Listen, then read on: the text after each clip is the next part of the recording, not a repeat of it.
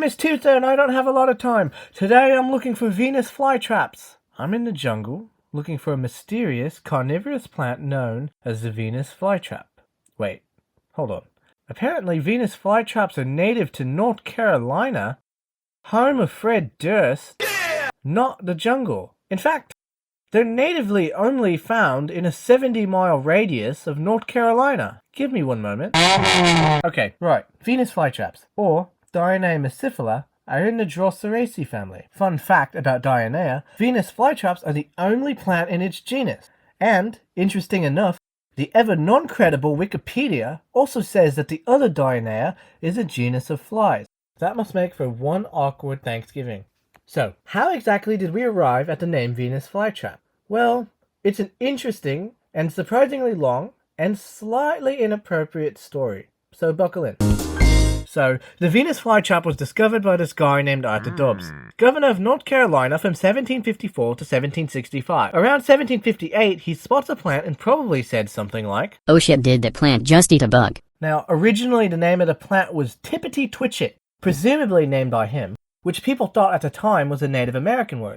But nope, turns out it was just slang for, well, certain parts of the female anatomy, because the plant has 2 lips and some hairs. Real subtle, Arthur. The fact that he chose such a perverted name isn't so surprising when you consider that Dobbs, at age 73, married somebody 58 years younger than him. You do the math. Actually, maybe don't do the math. It's pretty gross. Anyway, back to the name. Since they were thinking of Tippity Twitchit, they thought of love and sex, and they wanted to name the plant after the goddess of love and sex. So they thought of Aphrodite, who is also called Dionaea, which means daughter of Dion. And, since scientific names are Latin, they used a Roman knockoff version of Aphrodite, Venus. The story behind Massifera is way less complicated. Massifera means mousetrap, which is reminiscent of the plant's trapping mechanism. Venus flytraps attract insects on the basis of food smell mimicry, because the scent released by the glands of the plant have a strong similarity to fruits and flowers. On the inside of the leaf surface, there are tiny trigger hairs, and when a bug or any foreign object touches the hair, nothing happens.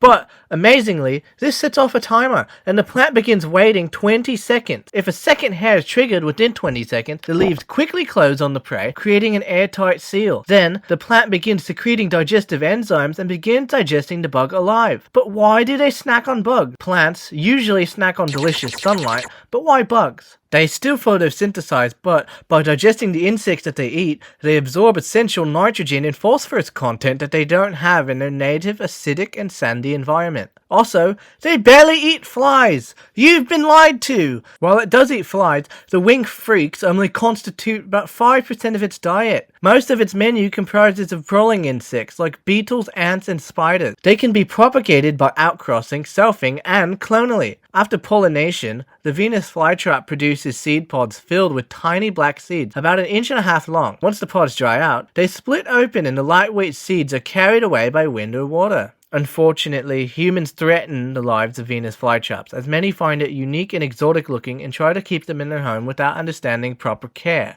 The Venus flytrap is listed as vulnerable and faces threats from overcollection, habitat loss, and fire suppression. In 2014, North Carolina made poaching Venus flytraps a felony, with higher fines and possible jail time. So think about that next time you meet up with your shady black market plant dealer. You might be going to jail. It is truly a unique plant that just looks so cool and requires protecting. Alright, that's all the time I've got. Cheers!